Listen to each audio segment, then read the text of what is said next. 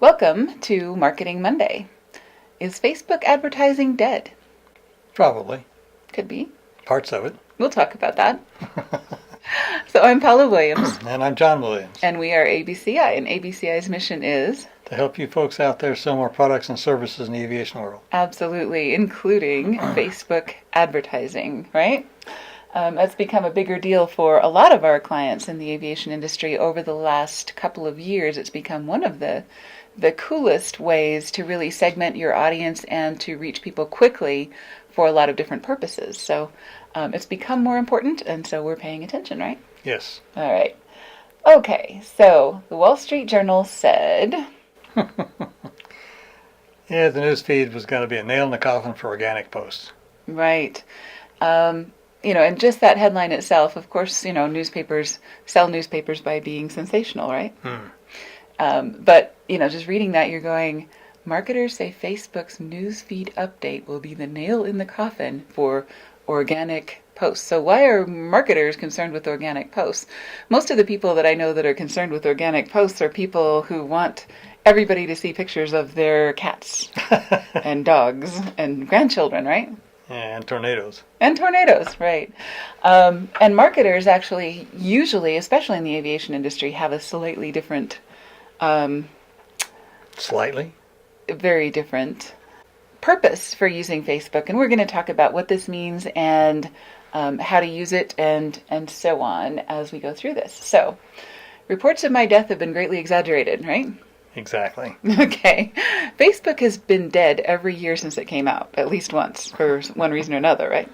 And yet, here we are. So, digital marketing does change, and a lot of things change very frequently. Facebook actually has been one of the more stable advertising platforms, if you want to consider all of the digital marketing opportunities that people have, right? Yeah, they haven't changed nearly as much as Google has. That's true. And they're not one of the overnight successes like Snapchat and, I don't even know what the kids are using these days. I don't usually pay attention until a good enough section of the aviation industry is in it to make it worth investigating, right? Mm-hmm. If you went after every shiny object that came out, we'd spend our time doing nothing but that. And honestly, at least 50% of the marketing that we do is still what we call traditional marketing, which is direct mail, trade shows, websites, I guess are now considered traditional, and things like that. Occasional magazine ad. Exactly. So digital marketing has become pretty mainstream, and Facebook in the digital space has become pretty mainstream also. But that doesn't mean it's not changing all the time, right? That's correct. Okay. So flashback to over a year ago, marketers get over it. Facebook is dead, right? Okay, and this is from Art Plus Marketing, which is a fairly well-known magazine for marketers. Mm-hmm. But so what is this latest change, and what does it mean for us as people who are trying to sell products and services in the aviation industry? I think mostly what this new algorithm change is going to mean, and of course all of these things we're discovering as we are experimenting ourselves. We usually try things first before we try them for clients. Exactly. And, we do a lot of experimentation and adjusting as we go forward because things change so quickly. But I think mostly this has to do with news broadcasters and news publishers. So Audrey Cooper, she's a reporter for a San Francisco newspaper. Facebook says, all the pesky news in your feed is making you cranky. Also, fake news is hard to fix. So let's get rid of news in your feed. That's not all bad, I think people, personally, anyway, I think people should be turning to reputable sources like the Wall Street Journal, as much as I just trashed them for their sensational headline that was a little weird. People really should be getting their news from news sources and not from Facebook. That's my personal opinion. Well, but not just one. Mm-hmm. You need 3 or 4 to balance what you're reading. Exactly. But that's about news. That's not about marketing, right? Exactly. Right. Exactly. So what Facebook actually said is, as we roll this out, you'll see less public content like posts from businesses, brands, and the media. And the public content you see will be held to the same standard. It should encourage meaningful interactions between people. So on one hand, as a brand and as a business, people will be seeing fewer posts from those folks, which you could see that as a bad thing if you were a business or a brand. On the other hand, we are in, as we talked about last week in our book club discussion, people are swamped with advertising messages. So if your advertising is good, then having fewer advertisements that people are exposed to is actually better, right? Yeah, there was a statistic that came out about how many hundreds of thousands of ads everybody sees each day. Mm-hmm. So you get calloused. Mm-hmm. So it's anything to work, it has to really be different. Absolutely. Right. Okay. So the biggest changes are to the news industry. Publishers that have relied on Facebook for so-called organic distribution, essentially which are articles that publishers don't have to pay to have inserted into people's news feeds, will find Facebook a less accommodating environment. And that's Fortune magazine. So, when we write a press release for people, we also feature it on their news feeds, mm-hmm. So we'll watch, how much that exposure is dropping. But if it does. But the other side of that is it just means we have to promote in other places, and that's always been true, right? Sure. We promote on, as many different news channels as we possibly can, and all of the social media.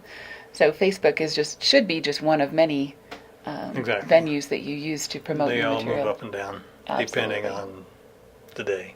Right. Yep, diversity equals stability, right? There will be smaller changes to advertisers. So Facebook has clearly put a stake in the ground that user experience is more important than the brands that pay them. And this is from HubSpot, which is one of the marketing automation companies that's pretty reputable.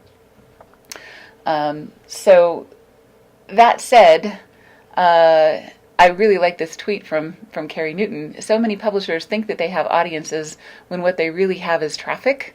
Casey Newton. Exactly. I think we're about to find out who actually has an audience. Now, there's a thought. Yeah. So, if you're doing good marketing as opposed to, spammy ads that are not targeted or not clearly valuable to the people that you're advertising to, you have a problem. But you've always had a problem, right? Exactly. Okay.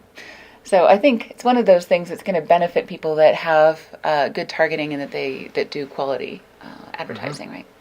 Okay. So the first thing that we need to look at is your Facebook page audience. We're going to watch and see if that goes up, down, backwards, or sideways. This is our Facebook page audience. We want to make sure that this is hitting our target demographic. And this might actually be better because this is the audience that we have. If we were to look at what's our biggest group here, it's mostly male and in the 25 to 34 age category, right? Yes. The audience that we want, if we're wanting to target decision makers in the aviation industry, we're actually looking at the 45 to 54 category, right? So we're going to watch this over the next few weeks and see what changes. We'd love to see that shift forward, right? Mm-hmm. Absolutely. So this might actually be good for us. Yeah, they do our work for us. Yeah, exactly. By weeding out a lot of the kids and a lot of the low quality, and I don't mean that traffic is low quality if it's not, but if it's not the people that you're after, yeah. Then it doesn't really matter how many likes you get. It doesn't matter how much traffic you have. The numbers on social media only are meaningful if they are a precursor to sales, right? Exactly. Okay. And everything else is, quote, low quality. Exactly. All right. So a lot of what we do on Facebook is what we call dark posts, right? Explain. What is a dark post? I know what the dark web is. Terrifying. No, there's nothing sinister about this. What this is it's not one that's intended to show up on everybody's newsfeed, right? It's very specifically targeted to people who walk into a specific event center on a specific day because we know they're coming to a trade show that one of our clients is at, right? Okay. The rest of the world isn't going to see it. That's a dark post. I like it. Yeah, so it's dark. It's not shown on their company page. It's not shown on anybody's newsfeed, except for the specific people that you're really after. And that's the best way to market anyway. Exactly. So, if you're being very selective with your marketing and you're using things like dark posts, using really good targeting, this change shouldn't matter to us, right? Exactly. Okay. Dan Kennedy, one of our favorite people. He's actually the leader of one of the groups that we belong to, or one of the mastermind groups that we were part of for a really long time. And one of his biggest tenets, if we want to put it that way, commandments, is that diversity equals stability. And what this means is that you should not have your marketing dependent on any one party. So, if you're dependent, right, there's a lot of companies that are very heavily dependent on Google, very heavily dependent on Facebook, very heavily dependent on a particular magazine or a particular trade show, and they are really at risk because they're building their business, as it were, on rented land, really. Which is interesting because aviation is always risk averse, and they're out there hanging it out. Exactly. For the company. Right. You never want to put your fate in the hands of a third party. You can put your fate in the hands of many third parties. Sure. Especially if they're all operating independently. Mm-hmm. So, if you're advertising on Facebook and at trade shows and on a podcast and YouTube and your website and a magazine, then you're a whole lot more stable than a company that is just using one venue for advertising. Oh, yeah. Things can change radically and all of a sudden you're not working anymore. Exactly.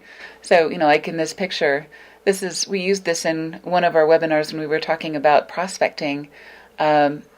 People who are amateurs will put one line in the water and complain that they're not catching any fish. People who are professionals are like this trawling boat where they put 30 lines in the water and then they have fish biting different lines at different depths, and they're watching to see which lines are working the best. Mm-hmm. Right? Different baits, different depths, different lines, different everything. And then they're kind of being scientific about figuring out what's working best, do more of what works well and less of what doesn't work. Exactly. Okay. So we've talked about this before. Every medium has its pros and cons. Yes. Facebook being one of them in the social media category. There's a lot of things that it's good at. There are a few things that it is not good at. So what you really want to do is pick media that cover the weaknesses of the media that you're using. So, for example, if social media is a big deal for you, you also want to pick some things that are covering some of those weaknesses. So, for example, social media is not that great at being, it's not as credible and effective as, for example, search engine optimization or direct mail, right? True. So, and direct mail actually covers a couple of weaknesses there. We could build this matrix 6 feet tall and 12 feet wide and, be a lot more specific. But what you really want to think about is, what is my media really good at and what is it really not good at, and how can I cover those strengths and weaknesses with a different advertising media? Yes. Right? And that's always been true. Now it's more true. Right? Okay. All right. So Facebook, the pros are numbers. It's the largest audience that you can possibly get, with the possible exception of Google. Okay, so if you're doing blue ocean strategy and you want to reach people that maybe haven't been customers of like charter aviation before, but you want to reach them now, Facebook is a really good way of doing it. They still have really low cost advertising opportunities. You can pay as little as pennies per click. You can put budgets on your advertisements that are as little as $5 on a particular ad, and you can do a lot of testing that way to see which of these two ads does better. That's harder to do in a magazine because you end up spending a lot of money with these two ads, and you can't put two ads in this. Well, you could put two ads in the same magazine and see which one performs better, but then you'd have to switch pages and make sure it's not that long term. Yeah. Expensive. Exactly. So this is great for new ad campaigns that you want to test. see which ones work better, which headlines work better, which images work better, things like that. You can also run very granular campaigns. So, for example, like where we wanted to target people who walk into the Las Vegas Convention Center between the hours of 8 a.m. and 10 a.m. on a particular day, so we know they're in the building. Those are people that we want to tell to come to our client's trade show booth and do something specific, right? Mm-hmm. Okay, that's very granular. You can't do that with any other medium that I know of, right? Maybe some of the other social media, but... Possibly. Yeah. Cons, it is not seen as credible by some. Some people will say... that's less and less. Yeah. In fact, there are those who say if you're not on Facebook, you're not credible. You're not credible. That's possible, so it's going the other way now. That's true. Right, so those are the pros. If we look at direct mail as an example, it's kind of the opposite. Pros are credibility and versatility. The cons are cost of printing and postage, and we could add to that the delay, because by the time you get something printed, get stamps on it, get it out the door... you're doing good if you can do that in a week. Exactly. And then it takes 3 days for them to get it. Right. That's absolutely true. So every media has pros and cons. The good news is you get more than one shot at this. And you should use more than one media. And we used this example in another episode where we talked about an example of having a $10,000 budget for advertising, and spreading that out over multiple media is much more effective than using a single media with that $10,000, right? Yeah, I mean, that might get you a picture in one magazine for one shot, but that would be ludicrous. Mm-hmm. Whereas if you use postcards and social media and smaller ads in magazines and maybe a press release or two, you could get all that in for the same amount of money. And when people see you in multiple places, they consider that to be more relevant or more credible than if they only see you in one place over and over again. So once again, we're talking about a list, an offer, and a presentation. Most people think about only one medium when they do a campaign, but if you have a great list and a great offer and a great presentation, you can adapt it pretty easily to more than one media, right? And that's a lot more efficient. Absolutely. All right. So once again, this month we are starting our aviation sales training, which is really exciting. This is the first course of its kind that we know of. It is all online. You don't ever have to travel to see us unless you want to, and we'd be happy to do that. But basically, it's the things that are different between selling in the aviation industry and selling cars or selling T-shirts or selling snow cones, right? And we're actually pretty excited about this. We've had a lot of great comments from people who are doing surveys and things like that, a lot of great input from aviation groups and forums and things like that about things that we absolutely have to include because they drive people crazy when salespeople call them and do X, Y, or Z. And since we've got the inside information on how people drive us crazy, right? Exactly. We can tell you how to be effective in the aviation industry with aviation decision makers. And how not to drive people crazy. Exactly. So we hope you'll join us for that. Look forward to seeing you in the course. And we look forward to seeing you on our next Marketing Monday, right? Of course. Okay. Great. See you next week. See you.